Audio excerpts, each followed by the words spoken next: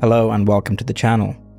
In this talk, I'd like to share with you some reflections that I got from Epictetus, the Stoic philosopher, on integrity and wealth, and how best to think of these powerful drives when it comes to living a wise life. A lot of talks you see on the internet are about how to get success, how to get more money, how to get more status, how to be a G. But in this lesson, I'm going to give you 5 reasons to be cautious about the pursuit of success. Number 1, you don't need money or success to know that you are an amazing human being.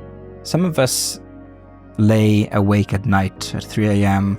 wondering if we've done anything of worth. Have we made an impact in the world? Have we done the things that we've set out to achieve? It can cause us a lot of envy and pain when we see people on the internet living their best lives. Meanwhile, we don't feel like we've quite cut it. We live a very average existence with not that much happening. Our life does not look like a highlight reel. In Stoicism, there's this principle called the dichotomy of control, which essentially means that in reality, in life, there are some things that are up to us and some things that are not up to us. The things that are not up to us are pretty much everything other than your considered opinions, your conscious judgments, your thoughts, your intentions. So the way people treat you, the way the world responds to your efforts, how your body decides to function or not function, they are not within your control. And so in understanding this, you realize that a lot of the external superficial success that people achieve, even though they tell the story that it comes from their virtue, from their ability to work hard and to be disciplined, is to a massive extent luck, good fortune. For example, a successful person didn't choose where they were born, didn't choose their parents, didn't choose their IQ, didn't choose their genetics, didn't choose every friend they've ever made or every person they've ever been put in front with, every bit of luck that they've been given. And so we have this situation where the successful people who make it are the loudest speakers, and the unsuccessful people who may have done all of the same things that a successful person has done in terms of practical steps, because they don't make it, we don't hear from them. And so if we're going to focus on success, I think a wise approach would be to be successful at something that you can actually control the outcome of. So be a celebrity, be a high status person in the realm of virtue. You can control your excellence of character. You can control your intentions, and to a large degree your thoughts. There is no dishonor in not attaining society's common conception of success, because there's always a chance of attaining it or not attaining it.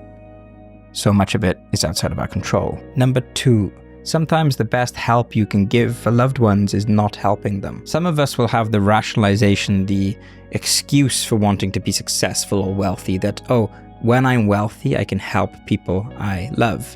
I can improve the quality of life of my friends. On the surface, this seems like a really noble and benevolent attitude, but it also misses something important. You know the old saying, you can teach a person to fish or you can give a person a fish. When you give a person a fish, then they eat for a day. When you teach them how to fish, they can always catch their own fish.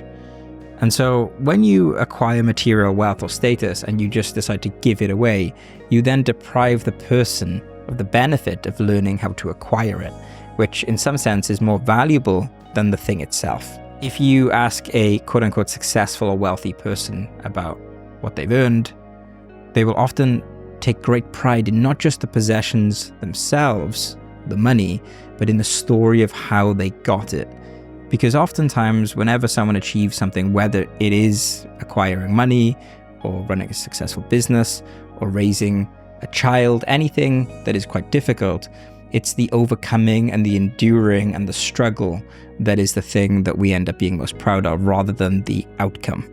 So the next time you have this thought, oh, I really want to be successful so I can help people around me, instead, be the type of person who can help people around you without needing to be successful.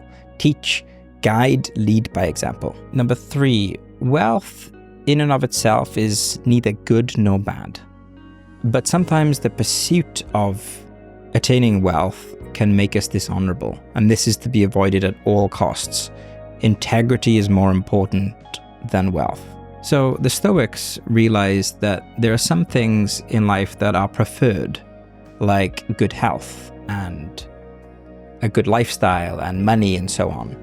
But they also recognize that they are not intrinsically good. So having a lot of money in the bank is not intrinsically good. There are people that have used a lot of money and continue to do so today to do evil in the world and to cause suffering to other people. Likewise, there are people who are very poor and don't have much at all, and they exert a positive influence on the world, meaning that money on its own is neither good nor bad. That said, if you are a good person, if you value courage and kindness and justice and fairness, and you have money, then you'll probably use that for good. So that's why it's preferred. But if I were to ask you, what do you value in a friend? You probably wouldn't say, well, I really like sociopaths who are not trustworthy, who manipulate, who lie, who bully, but they are really driven for success. You probably wouldn't want to be friends with such a person. You'd probably want someone who's honorable and has integrity and tells the truth and has your best interests at heart. So if we have this standard for another person, why not use that standard for how we wish to be in the world too? Number 4, to truly help the world, play your own role as well as you can. So a lot of people like to fantasize about being this messiah, this hero that saves civilization. I want to be super successful so I can just impact so many people and change millions of lives. Well, the Stoics would say that each of us has a number of roles to play, and the world at large is an integration of these different roles. The world wouldn't work if everyone wanted to do the same thing at the same time. If everyone on the planet wanted to be a cleaner, if everyone on the planet wanted to be a writer, if everyone on the planet didn't want to have kids, if everyone on the planet wanted to have 20 kids, things would start to collapse. The world works when different people play different roles to the best of their abilities. And so a lot of us, we look at other people's roles and we think, I want their role. That looks interesting, that looks exciting. And there's nothing wrong with having aspirations or being inspired by another person. However, sometimes this stems from a lack of feeling adequate in our own life. And I want to tell you that I think is actually beautiful and amazing to be normal. The role of being a good parent is one of the most important roles anyone can ever have, regardless of wealth. The role of being a good friend is incredibly valuable. The amount of people that you meet, the amount of lives that you can change just by showing up with integrity and playing your role well cannot be understated. And so I think there's a lot of humility and wisdom in just figuring out what is our role in life, at least right now. And am I playing that role well? Because what's the point in trying to play someone else's role if you can't play your own role well?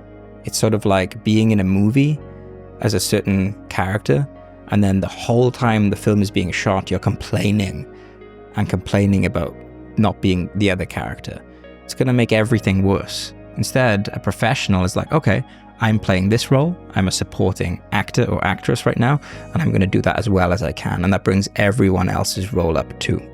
And the 5th and final idea that I want to share with you is that integrity is not at war with success. Even though this is a video about why you should be a bit cautious about success or chasing success, success on its own is neither good nor bad, just like money. It's the pursuit and the chasing at the sacrifice of integrity that is problematic for reasons that I've already outlined, but also in my experience, the more integrity you have, the more likelihood you will achieve success anyway. Both success with who you are, so excellence of character, but also you become more dependable with yourself. So for example, someone who's got high integrity and they set a goal, they don't betray themselves. They don't tell themselves excuses. They trust themselves. So being trustworthy, not only does it create better relationships, it creates a sense of calm and tranquility and happiness with who you are as a person, but I believe it also makes you a lot more efficient at pursuing the things that count. So quickly to recap, success, status, wealth, they are nice to haves if you already are pursuing a philosophical path of self-inquiry, self-understanding, conscious living, and the pursuit of virtue. Because then you can relax a little bit more knowing that you will use these things well. But don't chase success because you want to be admired by others, because you can be a person who deserves admiration without any money. Don't chase success because you want to help people around you, because you can help people around you more than you realize, and that might just be an excuse to not do the work now. Don't chase success if it means giving up your integrity, because even with all the money in the world, you will sacrifice your soul and your peace of mind in the process. Don't chase success just to copy another person's role. Instead, look at your own role and do that well. That is success. And finally, realize that being someone of high integrity who lives a philosophical life, they are more likely to achieve success in a broader spectrum of things that matter. These ideas came from chapter 24 of Epictetus's Enchiridion. Hope you found them useful and they give you some good ideas to reflect upon. If you enjoyed this video and you'd like to see more, please leave me a comment, subscribe, and I'll see you again soon.